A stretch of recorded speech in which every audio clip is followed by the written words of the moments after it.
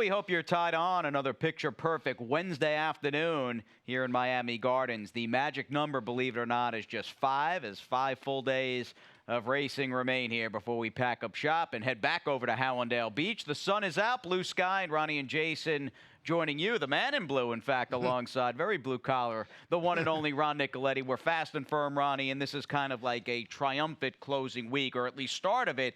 Really good 7th race on tap. Yeah, we got a really nice race with Bodie Express coming back and Moretti, and just the racing today is pretty good. And of course, we got that great carryover, just approaching $1 million, $909,000, and fast and firm. And you're talking about the weather finally turning. It's blue skies. Yesterday, I bike ride until I couldn't walk anymore, Just so nice out. So let's hope that translates into some good racing today. Definitely. No, I think that's perfectly put there, Ronnie boy. As we want to give everybody a friendly reminder, obviously the holiday season is just about upon us, with Thanksgiving a mere 8 days away. And it really is about the day after, of course. This coming Friday, next Friday, that is, of course, November 29th, with the opening day of the championship meet over at Gulfstream Park. Very much looking forward to getting back over to the action in Hallandale Beach. $20 million plus worth of renovations in the building and the great racing action. And with that in mind, that should tell you something with this meet, Ronnie, coming to an end on Sunday. We've got a big-time closing day card, mainly, of course, centered around the Rainbow Pick 6. Yeah, the Pick 6 is mandatory payout in the Pick 6, in the late Pick 5, and the late Pick 4. We'll see if it lasts throughout the week. It'll be way up there, millions and millions of dollars if it lasts till Sunday. But as I always say, you have a chance to take it down today if you do the right kind of handicap. Absolutely. And Ronnie will have his ticket coming up a bit later, right after, in fact, the early break, which separates us between races 2 and 3, and just getting back and kind of everything, I guess, because the money, it's such a big amount of dough in the carryover, Kitty. I mean, this card is really focused in not only on the 7th race with Bodie Express and Moretti, but the fact that you've got close to 910 G's waiting for you without a penny bet in the Rainbow 6. Yeah, so it'll immediately be over $1 million. And as we always mention, you just never know when you have a chance to take down that one unique ticket. But if you just get 6 out of 6 on these days, it pays great. Absolutely. And, you're thinking even just with fresh money bet in, you're going to have a good-sized pool because the carryover is so big. So that sounds like a win-win to us. And, again, Ronnie's ticket will be coming up after that first break following the early double conversation. And in regards to the early double, and certainly speaking of early, that opening Pick 5 on this Wednesday, November 20th, I'm going to take a little shot here. Singling, I would imagine, like many people, maybe kind of a free ride type single. In the 2nd race, you've got the Pletcher drop down and ship in, the number 7 Boston Beauties, who, boy, I mean, she looks like she's going to be a monstrous favorite, doesn't she? Yeah, she looks real good. She's coming up with some nice races up in New York, so she's a logical single in there. And then you can do that. You can have a coverage in the other legs of the early Pick 5. Definitely, and I've got some leeway, so to speak, in race 1, certainly the 3rd and 4th, and then hopefully making it to race number 5 and wrapping it up. I like Elizabeth Dobles off the claim with the number 6 at the pearly gates, and I also covered my bases with the number 3 Friendly Fella. I see you're down inside. If I was 3 deep there, Ronnie, I'd use your top pick, the 1 risk for reward. Yeah, that's my long shot today. Just thought that. But I don't know if that's the long shot there. No, isn't it on the turf a bit later? Yeah, a bit later, yeah. Yeah, Ronnie likes a horse that's probably going to get a fast pace, and obviously we'll discuss. What race is that? That is the fourth race. That's right. Following his footsteps. 12-1. That hasn't tried the turf yet, but there's so much speed in that race. Yeah. Maybe close, but we'll talk about that race. This one became awful tough with the scratches in it. Very hard race. It was even hard. I know you were pretty bullish on the 4 Waterloo Sunset, but with that horse, along with, by the way, the number 8 Zangarva, the 2 early scratches in this Wednesday opener, I mean, you're dealing with a group of 2-year-old fillies, and these are 20K maiden claimers, where nobody, and just about everybody's already raced, nobody's really distinguished themselves or has been, for the most part, a serious factor. I combine that with the fact they've all got to go a pretty, I think, stamina-demanding type 7 furlongs, and you've got yourself a little bit of a barn burner here. Now, you'll take a shot, and maybe you get some speed with the 3 Honest Gal. Yeah, that's what I was thinking. Drop it to the 20 level today after displaying some early foot before finishing 4th and 2nd, respectively, against those 35 maidens going 3/4 of a mile. So maybe this one can get loose on the lead. Drop down, certainly going to help. Yeah, and my exact following Waterloo Sunset and even Zangarva, who I had in the mix scratching, I'm just all maiden special weight to maiden claiming drop downs. I took the 9 Mrs. Miniver, who's a second-time starter over the 6 Witch Hunter, who, I mean, of the lead 4 dogs, you've got Christian Torres, Ronnie, and we'll talk about it in show, in fact, as we wrap up the broadcast in about a half hour. He's the only of the top 4. He's the only rider with a mount in the first race, and he's coming out of a 2-win Sunday afternoon. Yeah, now he's leading runner, right? He's up there, so we'll see how the rest of the week plays out. It's been fun watching the jockey standings. The trainer pretty much taken care of itself already with Sappy Joseph, but the ride is funny. Each day, it seems that somebody has a 3-win day and almost comes to the lead. So we'll be watching that throughout the afternoon. Absolutely. Should be a pretty nice last hurrah here through the final Wednesday card and all through closing week. Anyway, turf a big part of the game, and with the weather nice and the turf firmed up and dry from the rain that we had about a week ago, we'll hit the green stuff with Wednesday 2nd. And by the way, I mean, I think youth is very much served in the opening 3 races today, considering they're all 2-year-old restricted fields, and we've got the 2-year-old fillies in this 50K maiden claimer. We'll show a replay in a second, but let's start with the 7 Boston Beauties, who on paper just I mean, this horse really looks like an obvious type winner. Well, you know, drop it to the 50 level for Todd Pletcher and turn it back to this 5/8 of a mile distance after a pair of really promising special weight sprints in which she was second going 5.5 furlongs up at Saratoga. And then she comes back, she stalks and weakens, but she finishes behind a next out grade 3 winner, who won the matron. I believe there's Alms there going 6 furlongs at Belmont. So Pletcher 29% with this time kind of dropped down, 30% going the special weight to maiden claim. It looks really strong in the spot. Definitely in the first of the two-pronged attack, if you will, from Todd Pletcher, who's got Moretti coming up in our featured 7th race on the main track down the pipeline. I do like, though, and even though Boston Beauties is going to be a landslide type favorite, you do have the shipper versus the locals. And of the locals, of that theme, I mean, clearly of the horses we've seen before, the number 2, La Cara Bonita, is the most dangerous. And here's her debut. In fact, we'll show you the race and go right into the stat for a very good trainer in Efren Loza Jr. There's nothing crazy that happened in this race. It was basically her on a hard 3-wide chase. And do keep in mind, this was her career debut back about a week before Halloween. And I do like that she did not want to quit. I mean, this was about as game and stubborn. And it wasn't like she had this cakewalk type trip. She was under a hard ride to try to keep up with Flash Money, who wired the field. And I love the no-quit type finish of this filly by point of entry. And second best, okay, stayed on stubbornly. You've got a very good trainer here who, boy, has he been good with the second-time starters on turf. Yeah, second-time starters, maiden claimers on the turf. A limited sampling, but so good. He's 4 for 9, 44%, 67% in the money, and a $5 return investment. He doesn't start a lot of horses, but he's an excellent trainer, and he usually gets good results. So if anybody's going to turn the table, I thought it would, on Boston Beauties, thought maybe it would be La Cara Bonita. All right, sounds good. We'll hit the road. Little Stronach 5 chatter. Checking out the revised rundown coming into this Friday, November 22nd, and Ronnie's ticket after this quick timeout.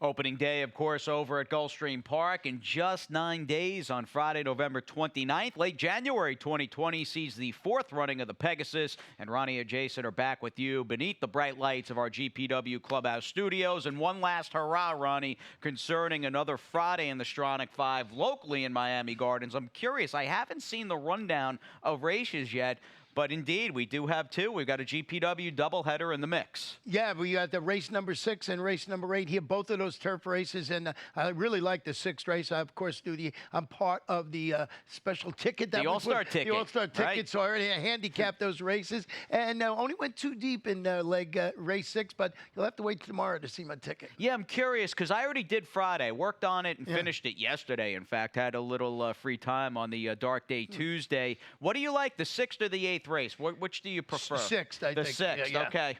Good. I'll have to go back and take a look. And no, turf, again, a big part of the equation here from today on out, and Sunday a mandatory payout day and the jackpot Rainbow Six. And that has been the one constant. You know, things ebb and flow in life and in this game that we love, but the one constant has been just incrementally that Rainbow Six carryover has grown and grown through the first 35 cards here this fall. What are you doing this afternoon? Well, I'm going 43-20, and I went 3 deep in here with the 5, 6, and 8. I like Jupy's Lightning for Bobby DeBoner in that race. We mentioned a little earlier, follow the footsteps 12-1 for Yvonne Belsour. I just thought a lot of speed in that race. Thought maybe this one would close, but I did go 3 deep because I don't know about him handling the turf, that horse. Right. You use the other speeds, though, who I like. I threw up my hands, and obviously we haven't got to the 4th, Ronnie, but I'll interject. I hear you, because in the end, I just said, you know, I'm taking the 8 and 9. Maybe they'll just run 1, 2 around the turf course. And you know, race number 5, Risk for Reward, and at the Pearly Gates, really good stat with Elizabeth first off the claim. When you see it in print, it's amazing. Island Commish is a pretty nice horse, along with Vintage Kitten in that race. And then you got Bodie Express and Moretti. I had to leave out Gump because I had to use 3 in the last race. So that's the one. If I had to go deeper, I would add it. I would add Bodie Express for a saver. But I really like Bodie Express today. I like your plan of attack, too. If I had been forced with 3 in the 7th or using 3 in the nightcap, I'm just going with Moretti and Bodie, and then I'm going to use the 3 horses like you did to wrap things up in a $43.20 play. And just discussing this 3rd race, we obviously like, because you gave him a plug, the number 8, the same horse, Jupy's Lightning, who's just, I mean, he's really run well in his 3 starts on the dirt. And he's going to face these 12-5 claimers at this 7/8 of a mile distance after following. I thought he was impressive. You know, it was a bottom-level maiden victory. He comes back. He stalks the pace. He's second against those starter optional claimers going 5.5. He's not run bad. Bobby DeBoner, Paco Lopez. I know he's somewhere on that top 5 list, and he's been trying to go. He's had some good mounts the other day. Hasn't really piled up the victories, but it's Paco. He can do it at any time. Definitely, and he's got 27. He's 4 behind Christian. I mean, for Paco, that's nothing. And in fact, I mean, how many races did Paco win over the summer up in Jersey? Because he and Nick Juarez, and we have the Paco-Nick Juarez exacta, you and I with the cold 8-5. I mean, they were locked in basically a match race. And Nick, by the way, will pilot the 5 Moletta. Just the wrong trip, I think, for her last time out. Yeah, dropping to this level, first race since following that maiden victory with a 4th place finish. It was against those 35 starter optional claimers. That was back during September, so coming back fresh today, dropping down here to the 12-5 level. All right, let's move on to the 4th race. Ronnie and I 8-5 to the cage. We'll move on to the 4th. We do have Ronnie's long shot, who I did not use in my late pick 5. Like I said, I'm all speed in this race, and if there is a horse that can maybe rate and sit close and pounce, perhaps it's the number 4 Fully Loaded, but I prefer the 2 outside posted runners in the 8 Dad Yankees, who's just been really good, and the 9 Lucky to Be in America. Down the line, race number 6, you had mentioned Ronnie Island Commish. That horse is going to be much like a Boston Beauties in the 2nd. That horse is going to be a monstrously short price. Yeah, you can try and make it tuner. Very impressive last time out. Saffy Joseph, Paco Lopez. Yeah, right. There you go. With Paco, I'm 2-6, using Bodie and Moretti in an outstanding featured 7th race, and wrapping things up. I like the Kathleen horse towards the outside, the number 10 in Lady Noella, and obviously the wild card is the returning Toonie Looney, who hasn't run in a long time. And taking a big drop today. Yeah, off a layoff that is, well, inching closer to 16 months on the sidelines, but you do have Mark Cassie there. Anyway, speed, and I think this likely likely pace is first and foremost like the main pre-race subject going in, and what happens potentially between the 9 Lucky to Be in America. And we'll look at Dad's Yankees and just give you a little glimpse as to the kind of lawnmower that he's turned into. He's just in raging form right now, and we'll be looking for, what, 4 consecutive victories. Again, nothing really crazy or out of the ordinary happened in this victory. There was no rail up, and this horse just hugged the hedge, Ronnie, to an impressive score in his most recent start. Like I said, I looked at the race, and I had your idea. I want somebody to finish, but in the end, I couldn't decide, so I'm just taking the 2 speeds and hoping even if they duel, they're just better than the others. Yeah, Dad's Yankees, we're just cruising through its conditions in winning fashion. Jeffrey Sanchez has been in the saddle, so certainly the horse has been on a tear. Now, Lucky to Be in America is dropping back to the 16 level. He set the pace. He finished second when stepping up last time out for Marcial Navarro. Talking about jockeys, Jairo Rendon, 3-win Sunday. He had a fantastic day. And I forget the 8th race, or I believe the 7th race where he closed. Was that the Maker horse that he rode? Victor Lounge? That ride was beautiful. That was a really nice ride. With that said, I'm going to try and beat him with Follow the Footsteps, who's changing barns, going to the Yvonne Belsour barn after the claim, debuts on the turf, which is the shaky part here. But he rallied to finish second in front of a pair of next out winners. That was 6.5 on the main track. I think he sits in the garden spot behind the speed today. Now he's got to prove he can handle the turf. That's why you get 12-1 on a shot like this. It is funny with him because I get your thinking, and even before you had talked about it, I said, oh, Ronnie probably thinks this horse may just get covered up and get a really nice trip from the rail.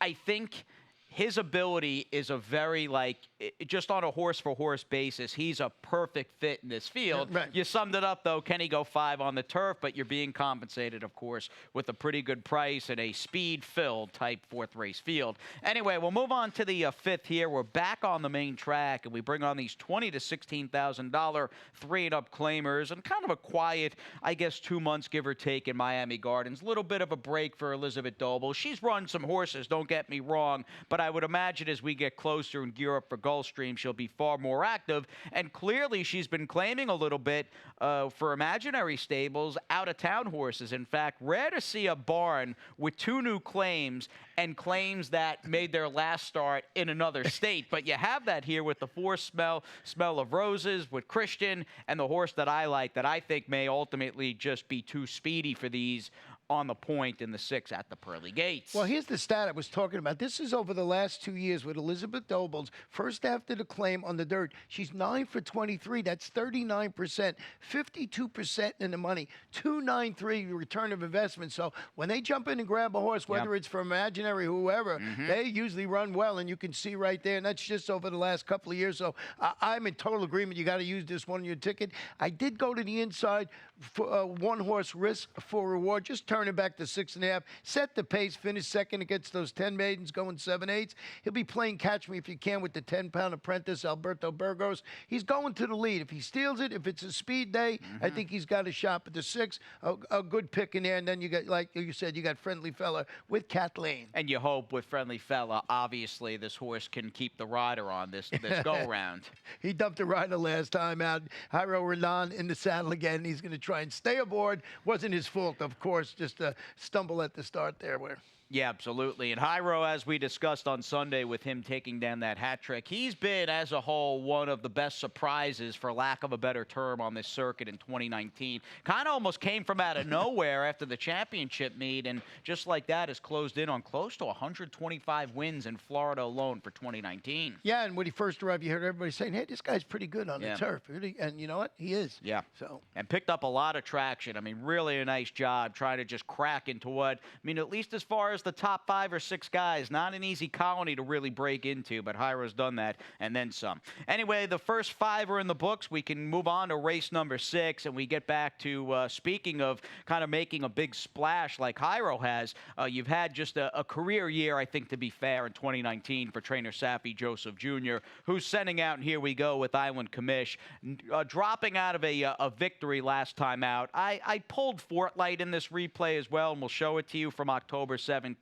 But, make no mistake, Fortlight runs okay. This race is all about, though, Island Commish. And as I look around, Ronnie, I'm thinking Safi, not only does he have Math Wizard, of course, who's getting a little bit of R&R on the Gulfstream Park backstretch, but between Island Commish and those white blinkers, Captain D, tonal of shape and chance it. I mean, he's got a quartet. I mean, 4 legitimately talented 2-year-olds in a number of different divisions. Massive favorite today. Yeah, this one, that was some of the performance, was 3-5 that afternoon, going for 2 in a row. As we mentioned a little earlier, Paco Lopez in the saddle today just looks like a one to beat in there. I used the number 4 Vintage Kitten on my Rainbow Six ticket because he comes off an impressive maiden victory, going a mile in which he broke from the rail. He spotted the field like 10 lengths, and then he rallied wide. It's Mike Maker. It's Embassy El Jaramillo. It's the son of Kitten's Joy. I thought maybe this one would just come flying at the end or something like that. If someone, Island Commission gets caught up or in a duel, whatever.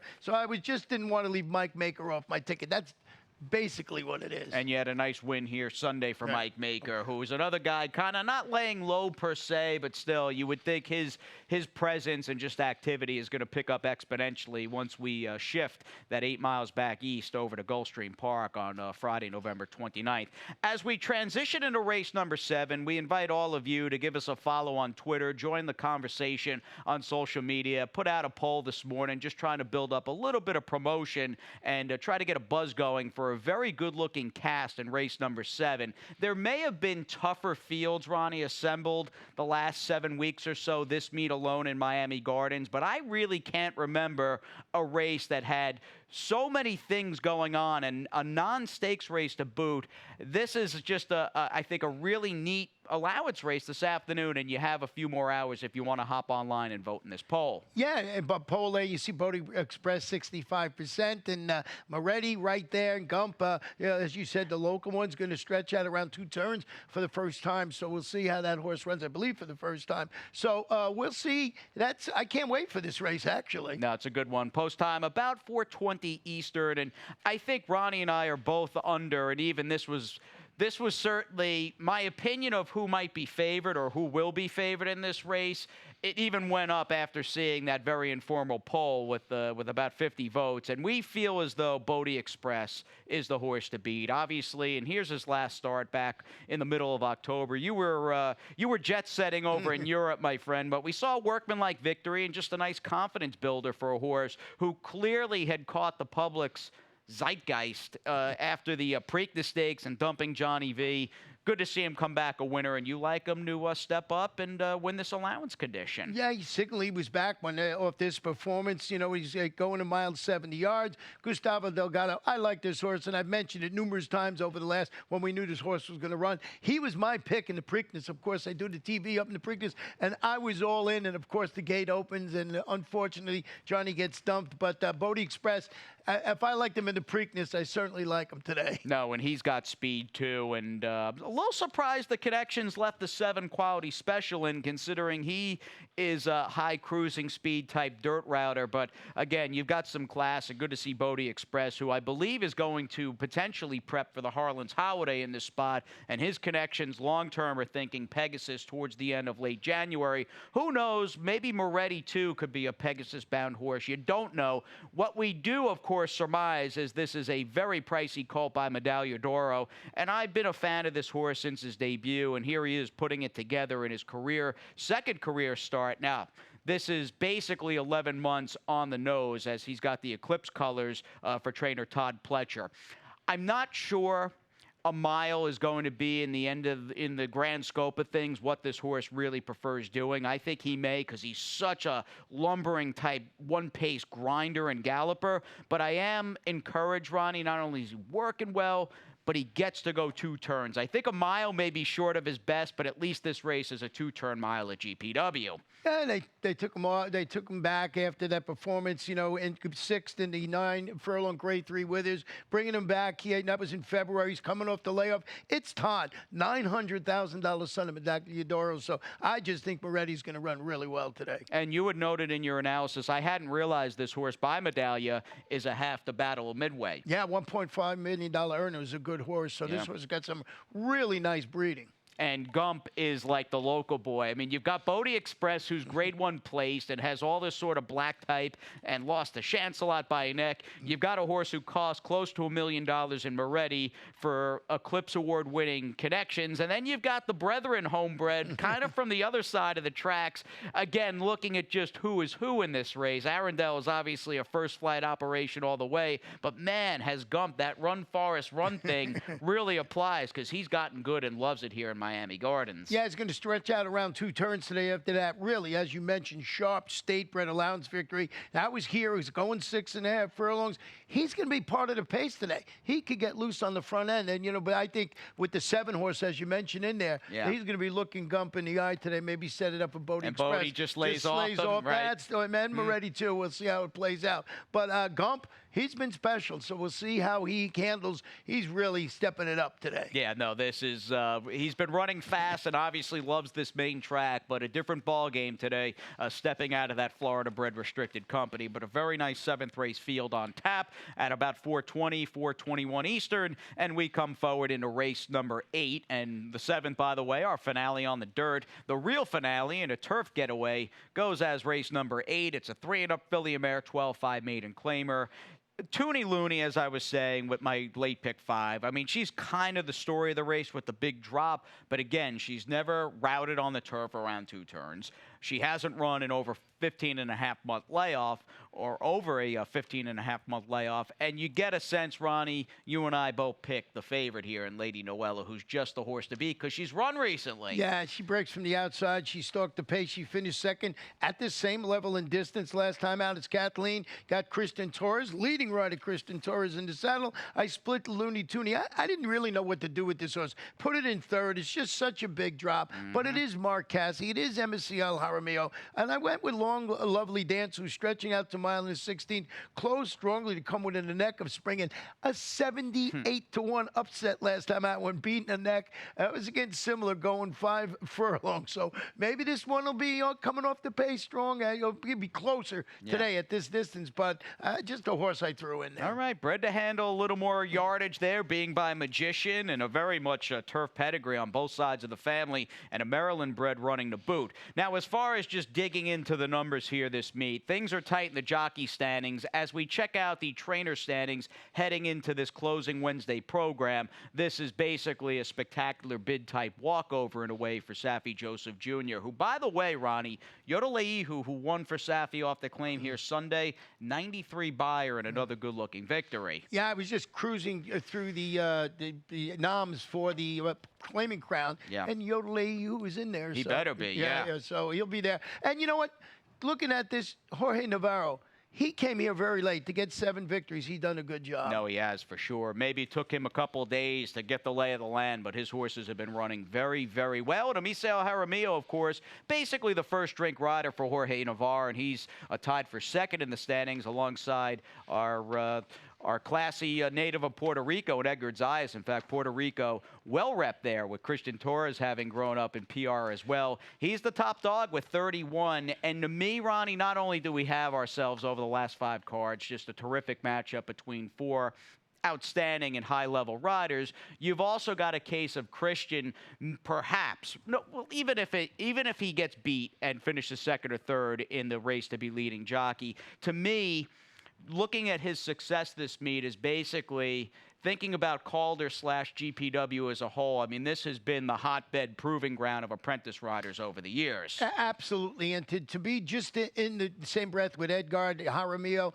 and Lopez, that's showing something with the apprentice. Of course, he gets that little bit breaking the weights, but he's going to be a good rider. I think when he loses the bug, he'll be right there. All right, we've got our man Jason Beebe standing by, about 30 minutes out from the Wednesday first on a fast and firm Getaway Wednesday. JB up next with those scratches and changes.